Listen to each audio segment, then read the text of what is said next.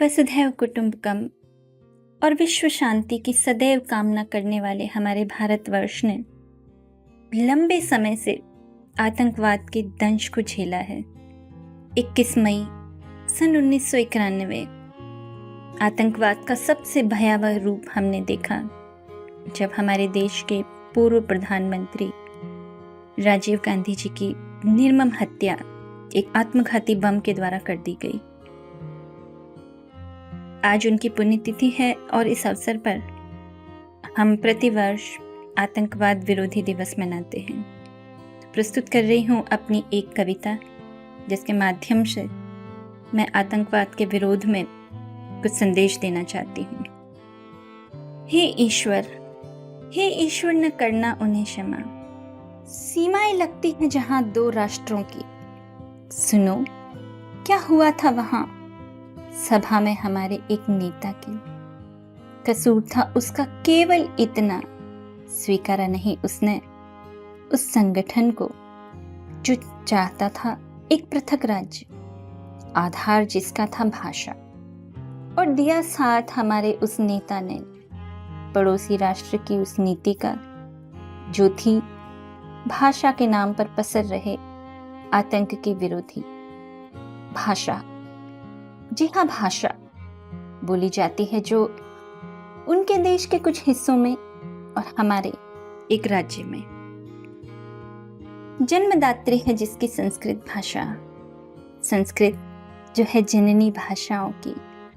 लिखे गए जिसमें वेद पुराण उसी संस्कृत के गर्भ से जन्मी। एक भाषा तमिल रचा गया था जिसमें कभी अद्भुत साहित्य रची गई है, जिस तमिल में रामायण भी। उसी के चाहने वाले कुछ क्यों कर हुए इतने निर्दयी। मातृभाषा का मोह पलता है हर किसी के हृदय में, पर हिंसक पशु और पाशविक वृत्तियां सिखलाना तो काम नहीं किसी भाषा का। ये तो कर सकता है केवल एक मानव, जी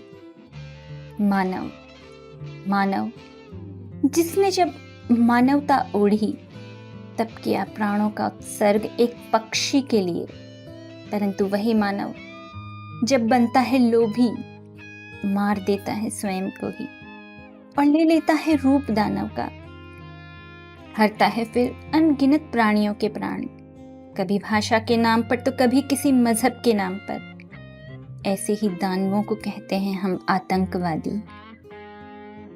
मानवता और संवेदनाओं से सर्वथा हीन यही आतंकवादी रहते हैं, बस मरने मारने की धुन में लीन। ऐसी ही धुन में लीन एक स्त्री थी जो आत्मघाती बम आकर निकट उसके झुकी अभिवादन को और बटन दबा साथ अपने ले गई उस नेता के प्राण। बिखरे दोनों धरती पर होकर छिन्न भिन्न गए थे उनके भी प्राण जो साथ खड़े थे वहां उस दिन। भारत ने खोया न केवल एक नेता, एक पूर्व प्रधान, वरन खोया देश ने एक युवा नेता। खोया देश ने सुरक्षा का विश्वास। खो गया उस दिन दो राष्ट्रों का शांति और अमन।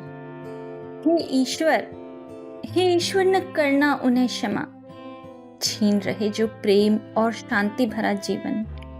पसार रहे हैं जो दुनिया में भय, निराशा और आतंक। वर्ष दर वर्ष सहा है हमने इस आतंकवाद का खूब सितम। 26/11 तो संसद पर हमला, उरी तो पुलवामा और अब पहलगाम।